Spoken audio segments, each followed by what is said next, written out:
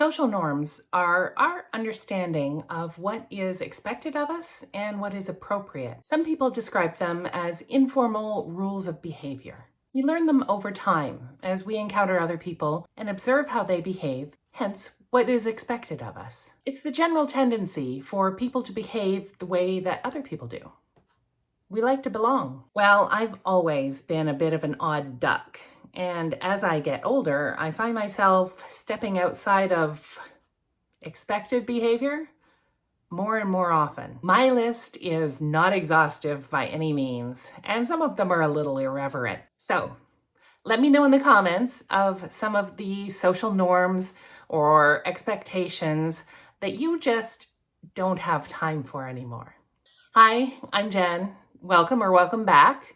I make videos about my life and adventures as a 50-something, silver and solo, pre-retirement Gen Xer.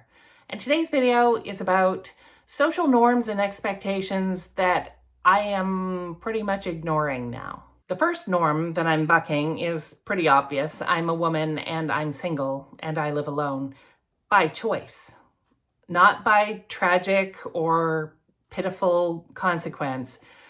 I am alone and I love it. I'm happy, vibrant, and thriving living alone. I'm not searching for a husband or a partner. I enjoy living alone. And as a matter of fact, if I fell in love and wanted to be with another person, that person would have to have their own house.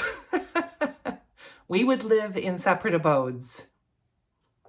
That's where I am right now. I have friends and family that I hang out with and that I love and that I like to travel with and go out to parties with and go to dinner with. But I also need alone time, and I need the alone time. Not that I want it, I need it. So me being single, solo, is for my own mental health. The next social norm that I break, and this may get me in trouble with some viewers, is I decorate for Christmas on November 1st. Not outside the house, but inside the house, fully decorated, tree up, ornaments, knickknacks, it is Christmas inside, starting November 1st. Outside, I wait until after Remembrance Day on November 11th. Remembrance Day is in Canada and I think possibly the UK. I think in the States, it's Veterans Day. After November 11th, basically November 12th, my outside is also decorated. There are scientific studies that report that people who decorate earlier are simply tapping into the excitement of the holidays before the rest of you, which makes us happier. And the twinkling colored lights and warm feeling I get around the holidays brings me joy, joy, joy. Chromotherapy or color therapy is a real thing, and I think that I need it. I started a holiday lights event here in my little strata in 2020 during the pandemic.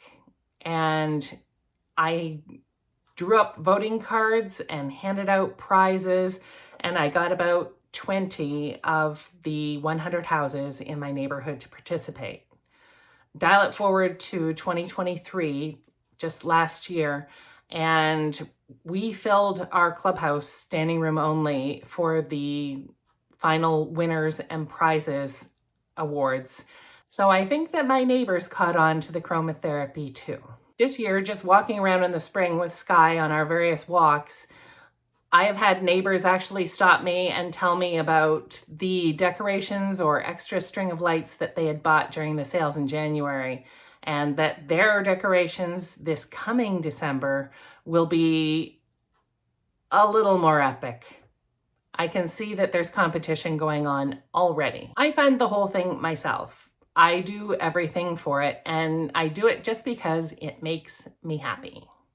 And it makes my neighbors happy, and we have now become a destination for Christmas lights viewing in our little town. So I get it about being peeved at stores and malls playing Christmas music in September and October, but to the Grinches out there who get upset with us keeners who decorate in November, I say, bah humbug. The third social norm that I am bucking the trend on is that as I approach retirement, I have no desire whatsoever to start scaling back my investments and putting them into safer, less risky investment vehicles.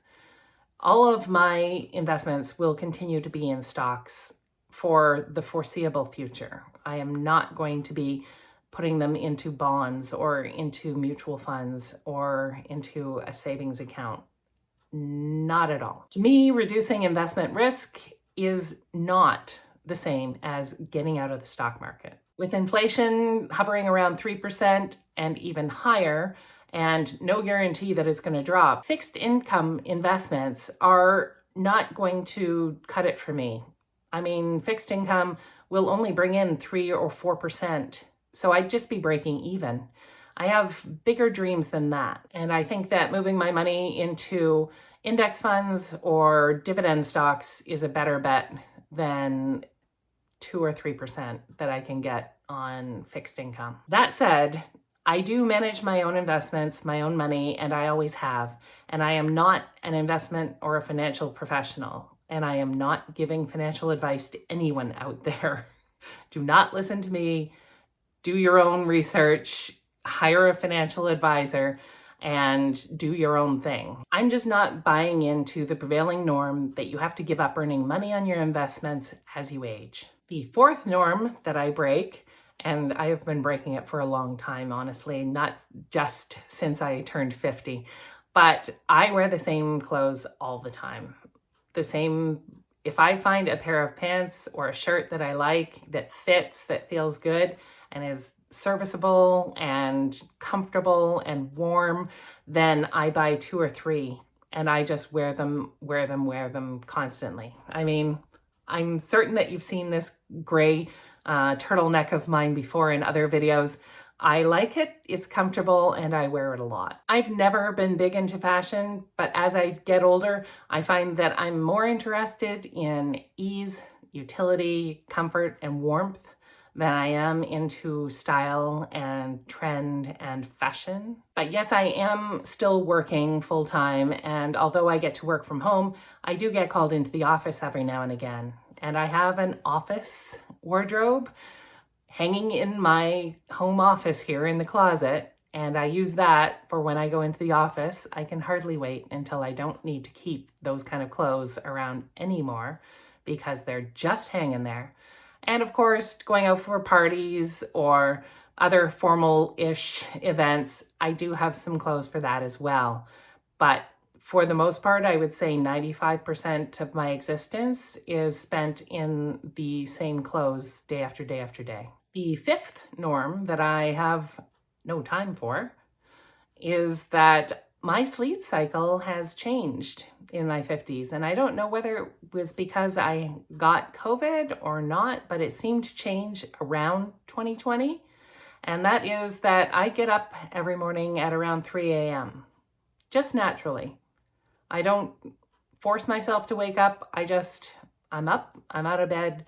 And that, of course, means that I am tired by 7 o'clock at night.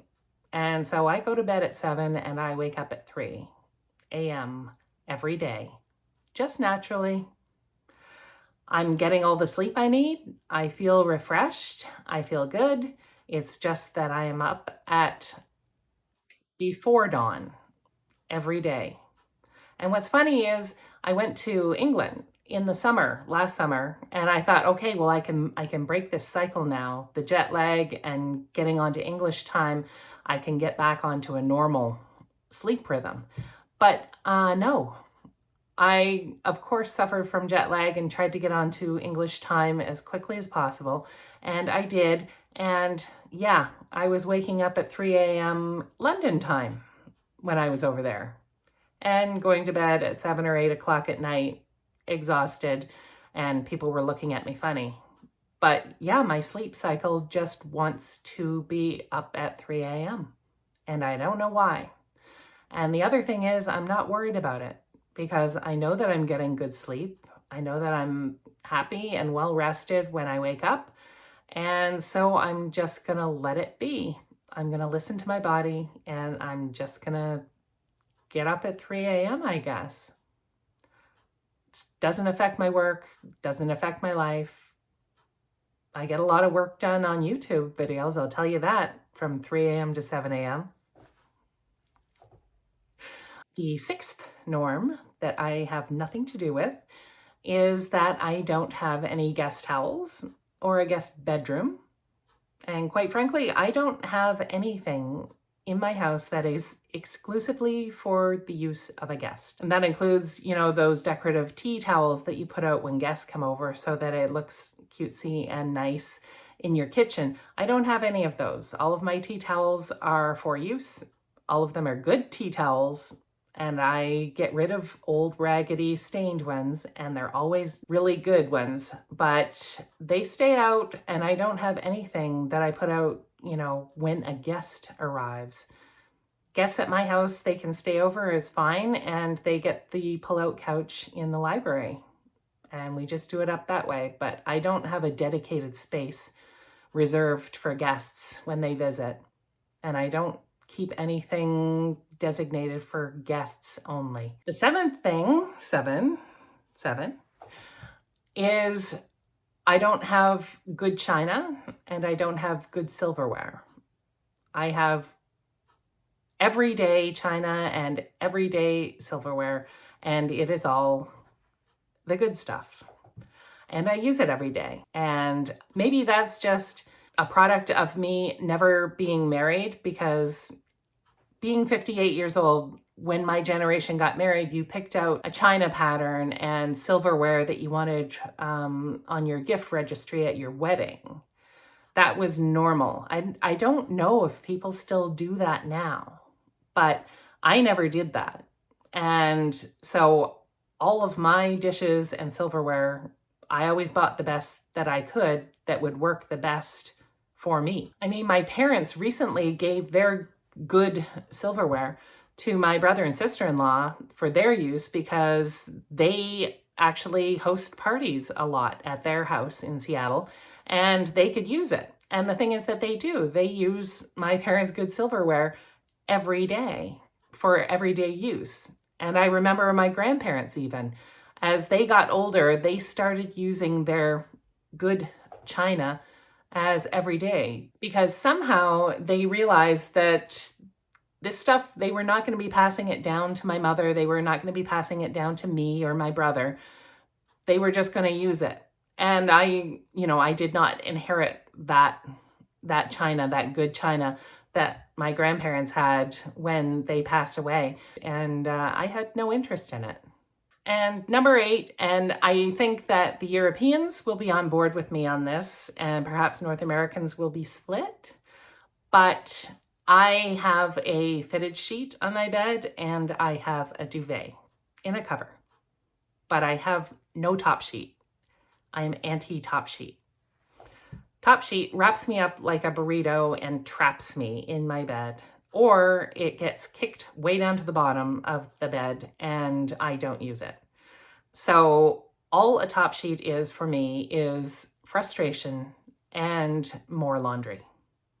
I have not used a top sheet since I moved out of my parents' house about 1 billion years ago. I never use one, and I will not use one. And these last ones are completely, I think, just personal preference probably. But Hawaiian pizza is a yes for me. Pineapple on pizza, I love it. Hawaiian pizza was invented by a Canadian anyhow, so I should, hold the line on that. My toilet paper roll rolls out from the bottom, and sorry, but that's the way that I like it. I like it to roll out from the bottom, not from the top. And ketchup is only for French fries and grilled cheese and nothing else.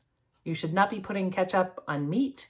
You don't put ketchup on eggs. You don't put ketchup on pasta. No.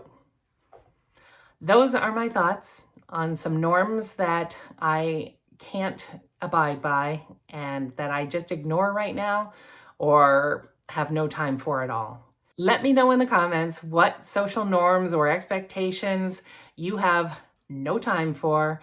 Also, leave me a thumbs up and subscribe to the channel if you think that the content is something worth coming back and watching again. Thanks.